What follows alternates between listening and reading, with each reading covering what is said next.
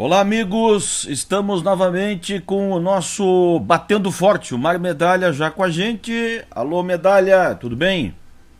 Boa tarde, Marcelo, tudo bem? Quais são as Vamos falar de últimas? que hoje? Queres começar com seleção, com Olha, Neymar, olha, com Kaká, é um com as um bom locais? cardápio. Olha, a agenda hoje está cheia. Vamos de Kaká, então. Pois então, o Real Madrid acaba de devolver o Kaká ao Milan, né? Ah, que fase, Para hein? o Milan.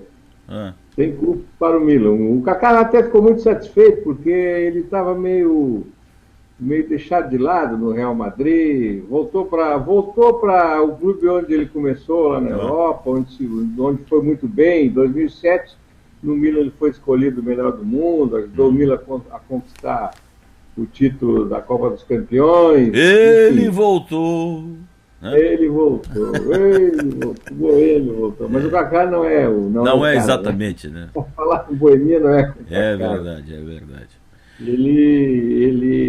Eu vi uma entrevista dele hoje de manhã, Marcelo, ele está muito satisfeito, né? Aham. E impressionante o prestígio que ele tem em Milão. Ele foi um restaurante lá, tiveram que trancar a rua porque o Ah, é? movimento para vir para cá em frente ao restaurante era impressionante. Pô, que Mudou legal, o hein? trânsito. Então, essa é uma notícia boa, né? Uhum. A outra de brasileiro na Europa é o do Neymar. Mas deixa eu te esgotar essa primeiro. O Kaká, tu acha que pode ter ainda algum tipo de esperança para a seleção? Hein? Eu acho que não, para a seleção não sei, acho que não. Hum. Depende até um pouco também, Marcelo, do que ele render agora no Milan, né? O Filipão está dizendo todo dia que o jogador que estiver bem, ele convoca. É. Mas eu não sei se o Kaká se enquadra nesse. Eu acho que ele ainda dá caldo, como se diz, né? Aham. Mas o Filipão, na seleção, ele tem um critério, digamos, mais rígido, está observando muito. Embora agora ele acabe de convocar o Pato, né? Temos um Pato na seleção agora. Sim. E Pato. está convocando o Ganso também. Vamos começar a fazer É. a nossa granja na É, seleção. tá ficando Mas bom, né? é que o Pato, ele chamou atenção porque agora no clássico aí com o Flamengo, ele fez 2 gols, a goleada de 4-0, jogou muito bem. Uhum. Agora, assim, ó, ele não tava entre os melhores, né? Inclusive, eu estou pegando um banco no Corinthians. Uhum. Então, esses critérios, a cabeça de treinador, sabe como é, né, É, Marcelo? A gente é, nunca pode saber o que vai acontecer. é. E o outro selecionável, vamos dizer assim, é o Neymar, né? Só que o Neymar está amarelando na Espanha, né? Hum.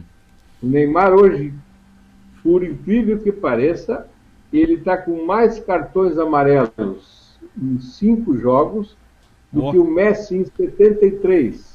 mas olha, rapaz. O Neymar tem aquela. Ele é meio moleque ainda, ele Uhum. não amadureceu o suficiente. Daqui a pouco ele vai se dar conta que está jogando um dos maiores times do mundo, né? É, Então vai ter o. que parar. Eu ouvi dizer que esses dias ele levou, não já exatamente um puxão de orelha, mas ganhou uma reprimenda assim, dizendo: olha, arruma esse teu cabelo. É. Não sei se isso é É, verdade. já com aquele zagueiro argentino que virou treinador, ele já não jogaria, né? É, é. Aquele cara não podia jogar na seleção com cabelo comprido. Eu não lembro, me falha o nome dele agora. Uhum. Andou treinando o Corinthians também, É, um mal-humorado de plantão. Eu não estou me lembrando o nome dele, mas ele não gostava de jogador. Imagina, logo argentino. é. Não gostar de jogador de cabelo comprido, ele tinha que É, arrumar outra muito, função. muito guri, né, o Mário? Vai ter que aprender umas certas coisinhas, né? Ele, aliás, falando nisso no Neymar, eu estou impressionado com as cifras desse jogador, o tal de Bale, que foi contratado. Hum. Ele custou 86 milhões de liras, isso equivale a 360 milhões de reais. Uhum. Os caras na Europa estão pegando pesado, né? Yeah. Aí não dá para concorrer. É muito Mas, dinheiro. então, de seleção, agora o jogo que a gente vai ver não promete muito, né, Marcelo? Dia É. 7 é um jogo comemorativo, Que 7 de dia setembro. vai ser mesmo, hein, ô Medalha? Hein? Que dia vai ser mesmo, hein? Dia 7 é contra a Austrália. Ah, tá, é no 7 de setembro, né? 7 de setembro, é. Aliás, palco não só para jogo de futebol, mas para alguns problemas, né? Parece que o serviço de inteligência, não sei se é inteligente o suficiente, do governo está monitorando as anunciadas manifestações do Dia da Pátria. É. E pode acontecer, inclusive, lá em Brasília, no entorno do estádio Mané Garrincha. Isso aí é óbvio que vai acontecer. Agora, as autoridades têm que ter sensibilidade para isso, né? Para saber entender isso, né? Então, o problema dessas manifestações, Marcelo, e a gente não pode apoiar, né, achar interessante, são esses vândalos, né? É. Eu acho muito esquisito isso. Os caras vão lá de cara coberta, né, mascarados, por alguma razão, né? É. E quem não vai fazer bobagem não precisa esconder o rosto. Eu tô tentando achar aqui um pouquinho Que do procura. jogo. Não, eu tô para ilustrar o nosso papo aqui, um jogo do Brasil e Austrália, o último jogo. É jogo da Copa do Mundo de 2006. Não, é a imagem da Sport TV que está É. no fundo. Mas enfim, Marcelo, eu acho que de estrangeirada. Tem uma coisa preocupante aí, viu, Marcelo, em matéria de assuntos nacionais / internacionais. O Comitê Olímpico Internacional está aqui no Brasil. Alguns dos seus funcionários estão aqui no Brasil vieram dar uma olhada no que nós estamos fazendo, né, com os preparativos da Olimpíada e não estão nada satisfeitos. Sim. Eles deram uma coletiva hoje pela manhã e o zum é grande, viu, Marcelo? Eles estão preocupados. Espero que não chegue a ser uma crítica ao comitê organizador local, Sim. mas, na verdade, é uma crítica. Eles estão preocupados com o andamento das obras, com os preparativos. E eu acho também que é para preocupar, né, Marcelo? Nós não temos hoje nada estabelecido, a não ser em matéria de alguns ginásios, ou os outros locais, tipo o velódromo, né, para o ciclismo, que demoliram o que tinha. E o parque aquático também ainda não se sabe qual vai ser usado. Enfim, a situação não está muito boa, não, para nós brasileiros, e se tratando de Olimpíada. Eu acho muito preocupante, porque faz tempo que a gente sabe que o Brasil... Eu acho até o seguinte, né, Omar? Em se tratando de autoridades brasileiras, o Comitê Olímpico sabe, talvez melhor do que nós, todos os cuidados são poucos para o Brasil, né?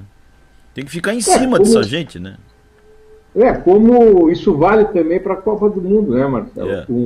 Com a FIFA. Só que Copa do Mundo, de uma certa maneira, vamos dizer assim, é um pouco mais fácil de resolver o problema. Vocês construíram aí essas arenas, tem algumas outras ainda em andamento, mas que vão ficar prontas. Talvez a de Natal, a Arena das Dunas, lá talvez a de Natal seja o problema, mas enfim, com bons estádios tu resolve mais da metade do problema, né? Os outros nós temos, e eu acho esses insolúveis, né, até a Copa. A Copa já é o ano que vem, e esses outros problemas eu acho insolúveis. Questão de mobilidade urbana, questão de segurança, hotelaria, aeroportos, então tudo isso. Agora, parte disso também você transfere para a Olimpíada, né, Marcelo? Nós vamos usar no Rio de Janeiro o aeroporto que tem, o aeroporto internacional do Rio de Janeiro hoje, o Antônio Carlos Jobim, é um fiasco. É um fiasco. Aliás, vergonhoso. Os aeroportos brasileiros, né, de forma geral, né? É uma coisa... Então, na Copa, tu dá uma, como é que se diz? Uma mascarada no problema. Eles vão dar uma enfeitada, né? O que a gente chama de dourada, né? Vão passar um pouco de... puxadinho aqui, um puxadinho ali. Um óleo de peroba ali, não... Bom, mas o fato é esse. Agora, voltando às manifestações, viu, Medalha? Esse final de semana, eu escutei, não vou saber te dizer aonde, eu acho que foi com aquele jornalista, o Kennedy Alencar, da CBN. Da CBN? Mas que tem um programa na Rede TV. Né? e ele entrevista celebridades políticas e tal. E desta vez saiu da toca o Ciro Gomes para falar. E jura de pé junto que não é candidato a nada e que não vai trocar de partido de novo. Ele está no PSB, né? Mas mostrou, de novo mostrou aquela firmeza dele e tal. Tem um homem muito opiniático, né? Muitas vezes polêmico. Ele criticou a própria liderança do seu partido, né? O governador lá de Pernambuco, que está dando as fichas aí da oposição, né? Se topar, desapoia o governo e sai candidato com grande chance de disputar, né, e tal. Mas o fato é o seguinte, ele fez uma avaliação que me pareceu muito interessante, sabe, muito assim, pontual das manifestações. Ele diz o seguinte: as manifestações, elas a princípio, elas são corretíssimas, porque este país, se há um país que precisa de reformas profundas, é este país, né? E as manifestações, elas talvez se explicassem por conta disso. O problema é que os próprios manifestantes, por falta de experiência talvez, e lá temos lá estudantes em grande parte, pelo menos no início, eles não se negaram a abrir as manifestações à oportunidade dos partidos, que são muito ruins, é bem verdade, mas são partidos, é o que temos, né? É a democracia que temos. E democracia sem partido não é democracia, né? Então aí o que aconteceu? A manifestação perdeu o rumo e ficou sem bandeira. E aí entraram os baderneiros a dar liderança para a manifestação. E aí ficou essa coisa que a gente está vendo aí, né? Eu vou concordar contigo pela metade, Marcelo, porque o problema, esses dias me fizeram essa colocação, né? Pois é, mas um partido ruim, pior sem eles. Mas o que eu digo sempre é o seguinte, Marcelo, eu acho que até foi essa uma preocupação desses organizadores das manifestações, para não dar a vez ao oportunismo, né? E com esses partidos que nós temos aí, realmente a coisa é dolorosa, né? Mas então sem partido fica como? Não, como fica como sem partido? Não, vamos dizer assim, então tá, são todos ruins, vamos eliminar todos eles. Aí ficamos como? Né? Temos que mudar isso aí, né? Então, isso que eu digo assim, uma reforma política, por que não faz a reforma política que está engavetada no Congresso há muito tempo? Então, não interessa? Pois é. Então o que eu acho é o seguinte, ó, sabe o que eu acho, Medalha? Que os manifestantes teriam que ter maturidade para aceitar os partidos nas manifestações e criticar os partidos nas manifestações, para que eles ficassem constrangidamente participando das manifestações. Agora, é o que temos, não tem outro jeito, tem que melhorar os partidos, a eleição o ano que vem está aí, é só mudar, o voto é nosso, né? Então tá, vamos lá, eu vou trazer então para a nossa cozinha aqui esse assunto. Faça isso. Hoje ainda estava lendo sobre a troca de partido do secretário Beto Martins, que vai para o PT, né? Já comentamos isso, para fazer a dobradinha com o Juarez Ponticelli, houve até um jantar deles E aí sabe qual é o resultado disso, Marcelo? Um dos primeiros resultados é a briga de foice para ver quem ocupa a Secretaria de Cultura, Turismo e Esporte. Por que eu me preocupo com isso? Porque o que acontece nesse momento é que ninguém vai pensar em colocar lá um secretário que, por capacidade, por mérito, por afinidade, não é? Com essas três vertentes da sociedade tão importantes. Vai para lá o que eles acharem melhor, politicamente, que contemple esses arranjos que precisam fazer. O que for melhor para a coalizão, né? Nós vamos para o quinto secretário, Marcelo. Quinto, o governo Colombo tem quanto tempo? 2 anos e... Tá na metade do governo, né? 5 secretários. É uma barbaridade, né? E aí eu fico assim meio desencantado, meio descrente, né? Porque eu estou no meio disso aí, Marcelo, há alguns anos já, né? Agora mesmo, como a gente já falou, eu estive lá no meio de desportistas, um evento lá em Caçador, no meio de desportistas, de atletas, de dirigentes, de treinadores, de ex-atletas olímpicos, inclusive. Conversa com esse pessoal, Marcelo, que tem, assim, muito envolvimento, né? Para falar no esporte, né? Muito envolvimento no esporte. E, como é que se diz, o pensamento deles é o mais desencantado possível. Ninguém acredita em mais nada.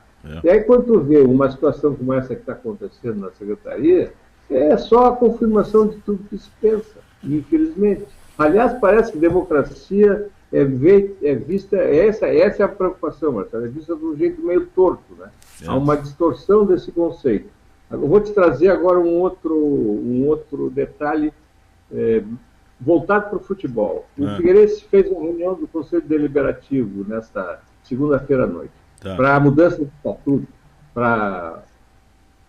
entre outras coisas, tratar de uma maior participação do torcedor, do associado, no gerenciamento, na administração do clube. Aí o que fizeram? Em primeiro lugar, tinha 60 conselheiros de 300. 300 foram apenas 60. E esses 60 acabaram votando num negócio meio esquisito. Por exemplo, a eleição, na que hoje os clubes estão adotando a participação do associado, para não ser aquela coisa dirigida, né? Eles estão hoje querendo a participação do associado. Pois bem, no Figueirense, o que aconteceu? Eles votaram que o associado, para participar da eleição do clube, só pode ser com 8 anos de contribuição ininterrupta.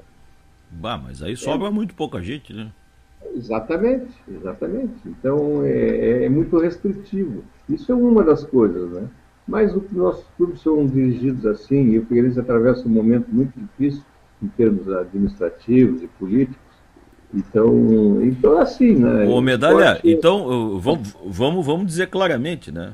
Como diz o Carlos Scheidt aqui Jogando Conversa 10, vamos acabar com a farsa, né? O que foi divulgado ontem pelos jornais é uma farsa, então. Essa coisa da democracia alvinegra, democracia no Figueirense, chegou, parece aquela coisa do Corinthians, né? Lembra do Corinthians? Sim, lembro, da democracia corintiana, com Sócrates. Então quer dizer que isso é tudo fumaça. Pelo menos foi o que ficou, assim, parece isso, né? Parece uma fumaça. Mas, só isso que tu estás dizendo aí, que tem direito a voto apenas quem tem 8 anos de associação sem nenhuma interrupção, isso aí derruba a grande parte dos torcedores, dos sócios. Pois é, exatamente. E aliás, Marcelo, o Figueirense padece de um mal muito sério. Esse pouco comparecimento de conselheiros do clube tem uma explicação que ela se estende ao torcedor de um modo geral. Sim. De uns tempos para cá, o Figueirense tem se comunicado muito mal com a sua torcida, tem feito de tudo para afastar o torcedor, através de medidas absurdas, como engessar as entrevistas coletivas.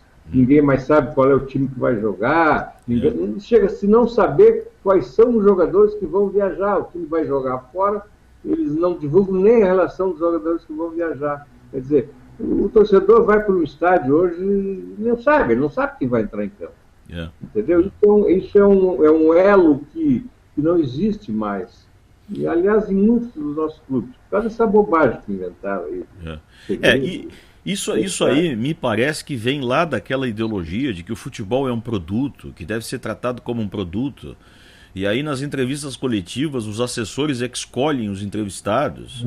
E aí vem só 2 ou 3 para uma mesa, toda enfeitada, cheia de luzinha e anúncio para cima e para baixo. E aí a gente fica ali em volta daqueles caras, um fazendo cada pergunta. E ninguém pergunta aquilo que quer realmente, porque é todo mundo constrangido numa sala toda enfeitada, né?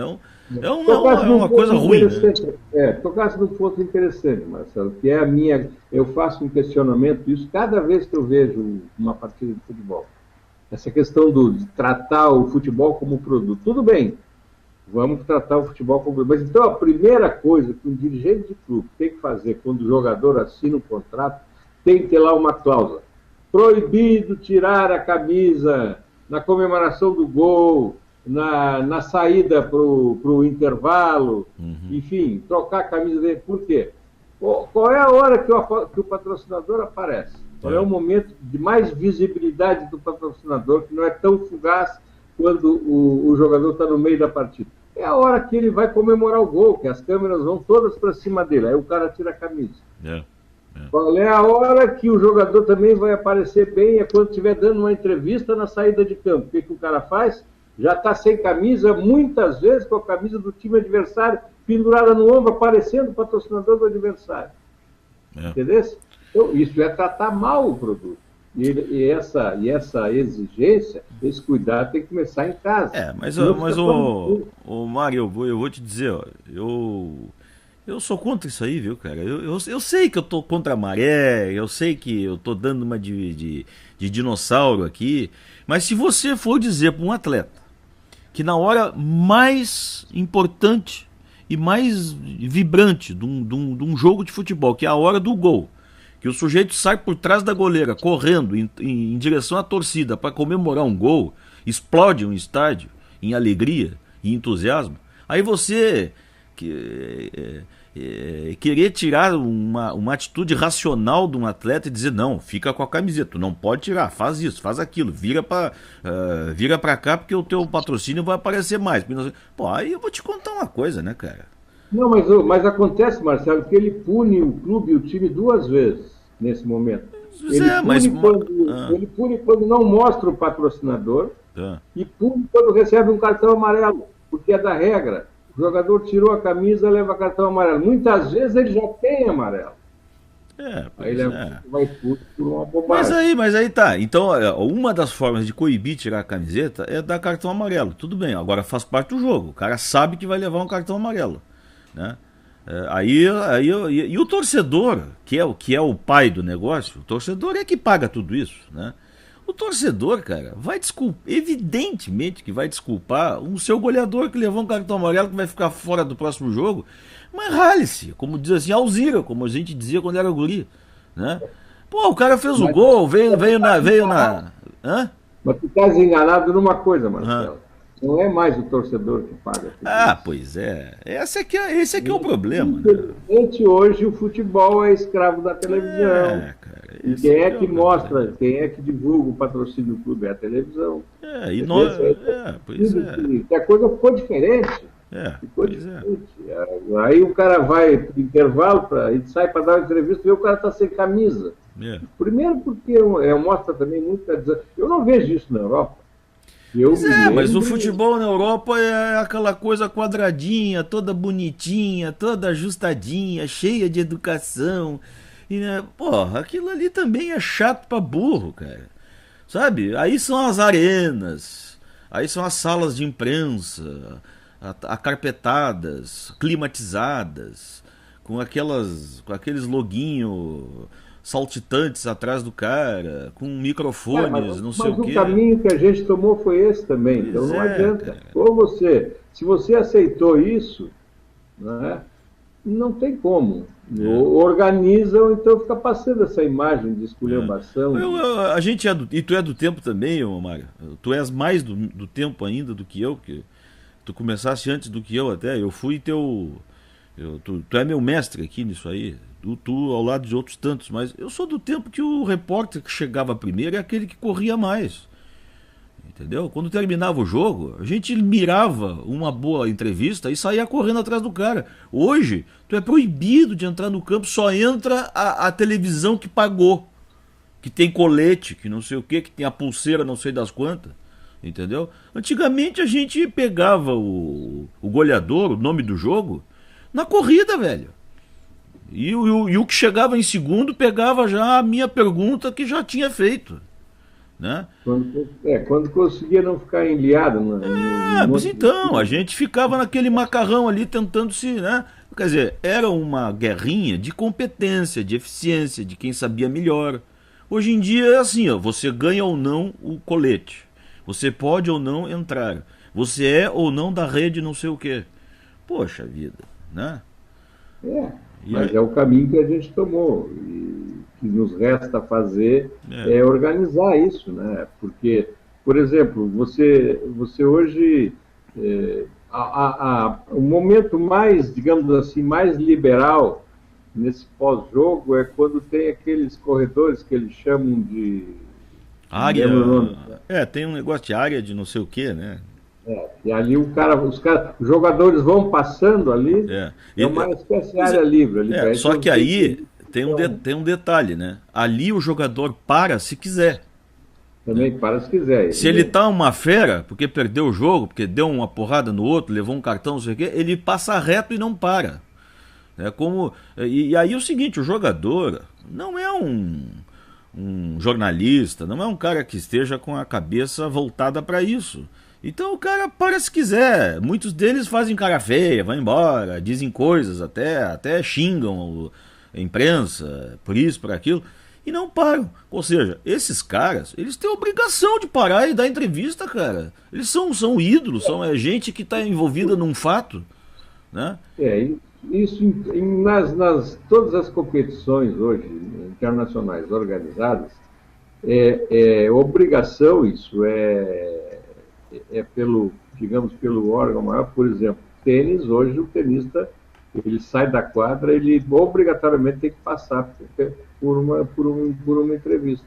Claro. Isso é determinação da Federação Internacional de Competição. É isso. Agora, e se o cara jogou mal, e se o sujeito jogou mal, se comportou mal, cuspiu na cara do outro, foi expulso, vai ficar no outro jogo ser fora, não sei o quê, vai ter que explicar isso para a torcida, ou seja, para os jornalistas. Agora, ficar naquela área ali, passar voando ali, fazer cara feia, caras e bocas e não sei o que, e às vezes nem parar, pô, aí fica fácil demais, né, cara? E a gente ali, naquela cerca horrorosa, mal colocado, às vezes com o equipamento todo colocado sob risco, porque o pessoal se pecha todo ali, aquela loucura, aquele troço, né? Mas sabe quando é que o atleta, o jogador, enfim, faz isso, fica mais acessível e dá entrevista mesmo na hora ruim, quando ele ainda precisa da imprensa. Quando ele não é uma grande... Depois que ele vira uma grande estrela, meu amigo, pode esquecer. Fala com ele, se ele quiser, e ele fala para os preferidos dele. Mas nós jornalistas, né, ô Medalha, nós somos uns burros também, né? Nós fizemos o joguinho também, né? Nós fizemos esse papelzinho, né? Faz parte da profissão, a gente tem que estar sempre correndo atrás da notícia, né? Da informação. Eu me lembro... de que forma ela venha. Esse é o problema, né? É que o leitor, o telespectador, o ouvinte cobra, né? E aí a gente tem que se sujeitar, né? Escravo, Se você não tenta pelo menos fazer, daqui a pouco o cara vai dizer, o cara que ouve a rádio lá, por exemplo, vai dizer, pô, por que não falaram com o fulano, com o Beltrano, com o Ciclano? Ninguém quer saber se o cara não dá entrevista, se a assessoria de imprensa do clube está assim ou está assado, enfim. É complicado isso. Bem complicado. Eu me lembro na época da ditadura, quando descia o presidente Figueiredo na rampa, fotógrafos, cinegrafistas e canetinhas colocavam todos os seus equipamentos no chão, na rampa do palácio, né? Como uma manifestação de repúdio ao que o governo fazia na época, né? Então eu acho que, eu não estou dizendo que a gente tenha que fazer isso agora, mas que a gente tenha que tomar umas atitudes de vez em quando em relação a esse desrespeito, não conosco jornalistas, mas com o público, cara. É tudo produto, é tudo comercial, é tudo... Pô, é um negócio chato pra burro. Eu acho isso. Eu vou te dizer uma coisa. Tu estás reclamando, sabe do quê? Da falta de... que a gente chama... Eu acho que eu perdi... de molho. Diga lá. Na transmissão. Eu tô com uma imagem congelada tua, Mário. Tu estás me ouvindo ainda? O Mário congelou a imagem dele ali. Mas a gente já estava também nos encaminhando para o final do programa aqui, do nosso Batendo Forte. Ficamos por aqui, voltamos numa próxima. Infelizmente eu não consegui me despedir do Mário Medalha, mas o Batendo Forte volta na próxima edição, amanhã, aqui pela RW Brasil. Até lá!